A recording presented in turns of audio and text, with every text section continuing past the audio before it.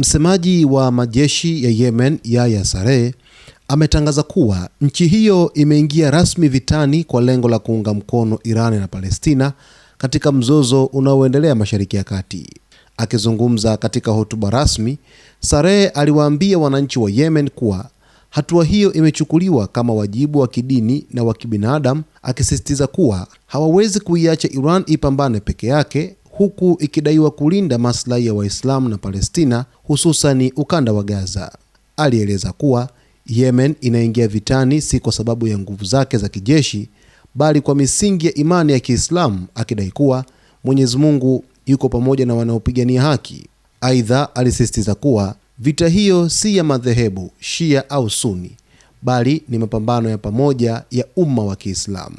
Katika tamko lake hilo, Saree pia alitangaza kuwa Israel na Marekani wanachukuliwa kuwa maadui wa Yemen, akidai kuwa mashambulizi dhidi ya Iran ni sawa na kuishambulia Yemen. Aliongeza kuwa vikosi vya Yemen tayari vimeanza kushiriki katika operesheni za kijeshi, ikiwa ni pamoja na mashambulizi kutoka Bahari ya Sham. Kwa mujibu wa msemaji huyo, Yemen iko tayari kujitoa kwa gharama yoyote ili kutetea kile walichokiita haki ya Waislamu, huku akitoa wito wa mataifa mengine ya Kiislamu kusimama pamoja katika kipindi hiki cha mgogoro.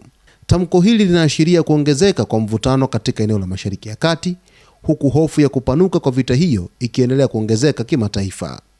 Tangazo la Wahouthi nchini Yemen kupitia msemaji wao Yahya Saree kueleza kwamba rasmi wametangaza kuingia vitani kupambana na Israel pamoja na Marekani. Hii ni kutokana na mashambulizi ambayo yanazidi kuendelea kwa taifa la Iran. Hivyo Saree ameeleza kwamba kuishambulia Iran sawasawa umeishambulia Yemen. Hivyo wao wameamua sasa moja kwa moja kuingia vitani ili kuweza kupambana na Israel pamoja na Marekani.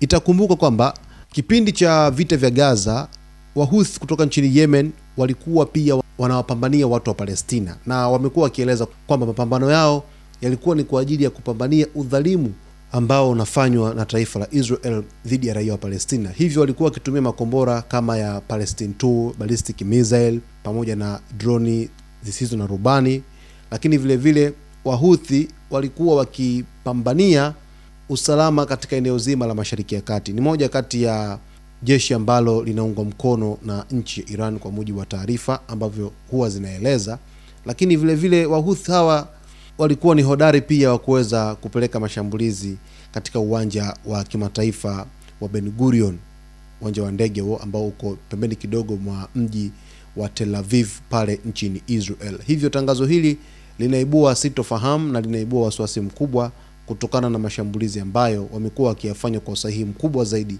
huko nchini Israel. Basi mtazamaji, inaweza kuwa ni hatua ambayo itaifanya Israel ianze kuishi kwa wasiwasi mkubwa, kwa sababu umbali kutoka Yemen hadi nchini Israel ni takribani kilomita kama 2000 hivi, yani kutoka Yemen hadi Israel. Kwa hivyo wana makombora na droni ambazo zinaweza kusafiri umbali huo mrefu wa kilomita 2000. Basi tuone nini ambacho kitajiri kwa wakati ujao. Ni kuombe uendelee kuwa karibu nasi wakati wote kwa kusubscribe channel yetu, kulike, kucomment pamoja na kushare.